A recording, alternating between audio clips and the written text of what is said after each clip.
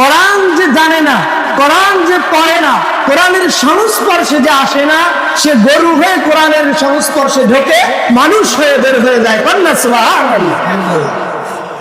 Doctor Mohammad Shahidullah অনেক ভাষার পণ্ডিত, পুরান ঢাকায় যার বাড়ি, আমরা বই কিতাবাদি একাডেমিক শিক্ষার ভিতরে যার জীবনী, যার শিক্ষা নিয়ে আমরা আলোচনা করে থাকি, পড়াশোনা করে থাকি। এই ডক্টর মোহাম্মদ শহীদুল্লাহ যখন তিনি অনেকগুলি ভাষা আয়ত্ত করে দেশে ফিরলেন, আসার পরে সর্বশেষ শিখলেন আরবি ভাষা, কোরআনের ভাষা, হাদিসের ভাষা, জান্নাতের ভাষা। তিনি বললেন যে আমাকে তোমরা ডক্টর বলো, আমাকে তোমরা জ্ঞানী বলো, শিক্ষাবিদ বলো, আমি বলে যাচ্ছি শুনে নাও।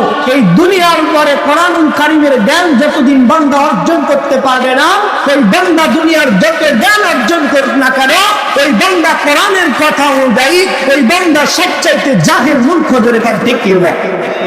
দুনিয়ার সব এলেন আপনার শিক্ষা শেষ, কোরআন শেখেন নাই, তার মানে আপনি শিক্ষিত হতে পারে দুই চার কলম লেখাপড়া করে বলে দেয়ার ইজ নো গড, আল্লাহ বলতে কিছু নাই, ধরে পাল্লাহ কি বলেন, বলে কি বলে না।